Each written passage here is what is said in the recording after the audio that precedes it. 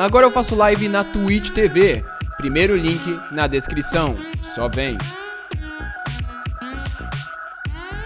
I just learned about a really weird situation involving... vamos ver se essa situação aqui da Pokimane, que eu não sei que pouco tá acontecendo. I just learned about a really weird situation involving Pokimane and a creepy employee of a major company, and it's left me feeling the same way I felt when I was a young sprout that watched Inception for the first time. Whoa! Confused. Usually when I'm talking about things on the internet, I like to set the dinner tables to prepare all of you for the meal we're about to consume together. Give you like little cliff notes on what the whole thing is about. But in this case, I just can't. My tiny little smooth reptile brain can't fully grasp what exactly happened here. It's such a wild web of wacky, shady, sketchy shit that it's just not computing in my little noodle here. Fodeu. So I'm just going to go ahead and start playing some of the clips and do my best to break it down because it's a really interesting and strange case. Someone that I and many streamers have been working with for years. Someone who was also employed at a large company in the industry has targeted and manipulated girls, specifically in my community, by falsifying a romantic and sexual relationship with me. Now, Pokimane treats their name... Calma, quer dizer, um cara que trabalha numa empresa gigante, ficava mandando mensagem pra garotas do chat dela da comunidade falando que tinha um relacionamento com ela. Name like Voldemort, she doesn't speak it, she doesn't talk about who the employee is in order to protect the anonymity of the victims. Admittedly, I don't really understand that concept, considering if this is a powerful, prominent figure in the industry, I feel like it would have been a great service to actually name and shame them, so that way people know to avoid them in the future. But I'm not familiar enough with the situation to say for sure if that actually was optimal. Maybe this is the right way of playing it to keep it clean and safe for everyone. I don't know. But anyway, this Sith Lord of Cringe was a high-level employee at a company that was big into the streaming space. Most people are speculating it was a former Twitch employee, and if you held me down and waterboarded me and forced me to make a guess, I would also say it was most likely a former Twitch employee because Pokimane mentions that this person had a lot of connections with a ton of streamers, and there's just not many brands that work with a lot of streamers that are like... É que eu falei, mano, puta que me pariu, cara. Cara, eu não duvido que até hoje deve ter essa porra. Era isso... Aí tinha vezes os caras colocavam as garotas na página inicial por causa que, entendeu? Pô, era... Ai, caralho. Like, what they'd share in common. So I feel like the most likely answer is a former Twitch employee. And let's just face it, let's just be honest with each other here, alright? There's no reason to beat around the bush. I don't need to serve you syrup on your pancakes, I'll give them to you raw. There are some fucking creepy Twitch employees that have worked there. Sim, pra it's caralho. just the facts. This would not be the first Twitch employee to be a weirdo that has abused their power. There have been cases where some lower level employees have done very sketchy things in their position. And this would kind of fit that modus operandi of someone doing something similar. Leaking privileged information he gathered from his job, as well as threatening to harm himself if these girls turned against him. He is well networked in the industry, he knows many streamers, he has helped us with many things. This was someone that we were genuinely grateful for their help. A few months ago, a few girls in my community came forward to me with some concerns and asked to speak to my manager. They proceeded to send my manager countless screenshots and videos of their conversation with him, proving the lying and manipulation that was going on. The more Pokimane explains this person, the more I picture them as an unhealthily obsessed parasocial weirdo Reddit fanfic loser drooling all over themselves for a streamer because they're so delusional that they think they're entitled to a relationship with him because they donate money. But in this case, that stalker creep type actually had power. According to Pokimane, this was someone that they had worked with for multiple years now and had actually used confidential information from their conversations to try and manipulate Pokimane's female viewers into liking him somehow. What? This is where his supervillain plan makes no sense to me. It is more confusing than quantum science. So his plan is to reach out to Pokimane's female viewers and let them know that he is dating and having sex with Pokimane, and then fabricating screenshots to prove it in order to what? Like, how does that further his goal of getting laid, I guess? It makes no sense. were dividing by 0, trying to understand what this guy's thought process was. Pokimane explains that he would reach out to the female viewers, inform them of his relationship to her, and then what? Like, what was his end goal? I don't get it. Like, if it was other streamers, I would almost understand it, where he reached out to them to try and, like, form some kind of business relationship. Like, oh, hey, I saw you in Pokimane's chat. Well, I actually fuck her. So, you can trust me. I know what I'm doing. And I also work at this company. Like, that would almost make sense, and I guess maybe that is part of it. But she doesn't single out that he only reached out to streamers. He apparently reached out to just anyone in her chat that was female. So, like, this guy was casting the widest net imaginable, just swiping right on everyone on Tinder in Pokimane's chat.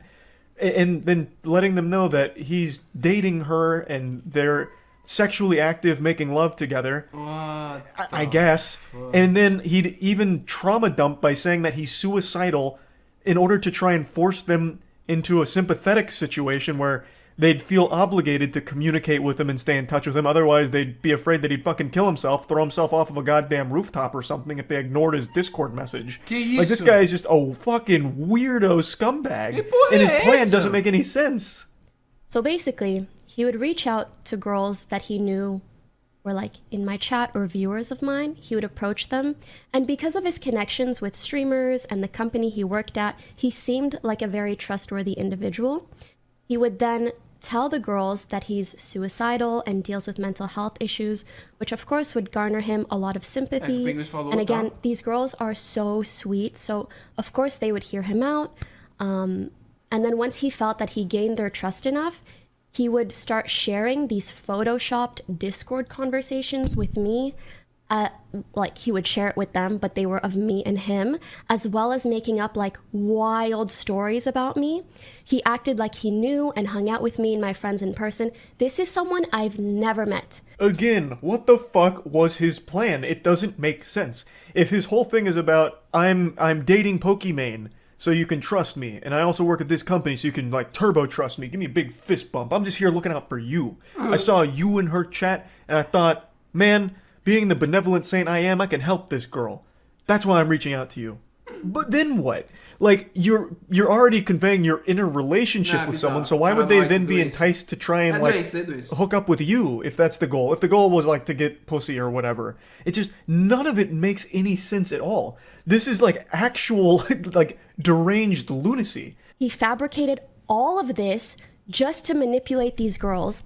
He claimed that his relationship with me made him suicidal, and he used this to make the girls feel like they couldn't turn their backs on him. He told elaborate stories of our alleged sexual encounters in detail to girls that are, like, in my community, use, like, inappropriate photos, like nudes that weren't of me, and he would send them to the girls and say that it was me. What? He also leaked confidential information to these girls to gain their trust. What a master scheme from Megamind here. Caralho, Megamind. Hey, here's Pokimane's nudes. So, do you want to work with me?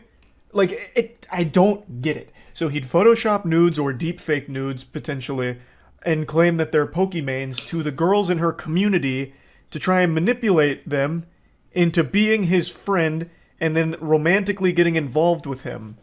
Like, how does that work? Like, how does sending nudes claiming that they're Pokimane lead to those girls you're sending them to being like, wow, I can't wait to fuck this guy. This guy's having sex with Pokimane. I need to have sex with this guy.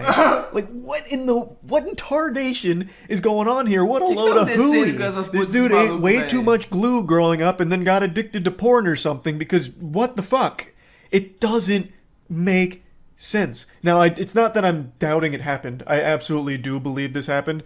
And it does highlight an issue where when someone like this guy does get in a position of power, they have the ability to abuse it. She mentions that he'd leak confidential information. She goes on to give an example where he would leak what she'd make off of a brand deal. So he would tell these girls in Pokimane's community, here's what Pokimane's making off of this brand deal. As a way of being, like, transparent and making it seem like, wow, this guy knows his shit. So he would leak confidential shit, which you can't do, obviously, and faking the nudes and everything in order to, for some reason, manipulate them into wanting to be with him. Bizarre. All of it is so fucking weird. Isso é doença, So bizarre. Bizarro, é. Afterwards, he would then try to develop romantic and sexual relationships with these girls. After gaining their trust, he would hit on them, offer to fly them out, meet up in person, buy them gifts, ask for inappropriate photos of them after sending them fake inappropriate photos of me. This is so fucking stupid. This guy is an absolute imbecile. Here's some naked photos of Pokimane. Now, can you send me pictures of your boobies? I'd like to see your titties, please.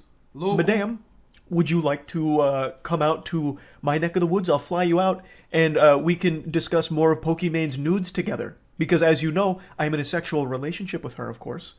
Like, none of it makes sense. Like, it is so wild and such a shitty thing to do, and it doesn't even make sense why he'd do it in the first place, because the plan itself is nonsensical. It's so weird. So weird. So he disclosed the confidential information about, like, brand deals and money like that after reaching out, like, cold calling like a fucking telemarketer to just women in Pokimane's chat to try and earn their trust through pretending to be suicidal and in a relationship with Pokimane, and then somehow that's supposed to translate to them flying out to him to have sex. Cara, meu Deus. Esse cara é doente, mano. How? Meu Deus, qual a cabeça do Why? cara pra achar isso? Por quê, mano? Porque ele... So fucking Toda weird. construção pra... Meu So Deus, yeah, I velho. just wanted to go over this because I've been racking my brain on it for a couple hours now. I heard this, or I saw these clips a couple hours ago, and I've just been stewing on it, just marinating, trying to really Por que get a esse grasp meu Deus on com a what the Pokimane, fuck mano? actually was going on in this dude's fucking brain to do this goofy shit. It's so weird. So I just wanted to share it. That's about it. See ya. Nossa senhora, velho.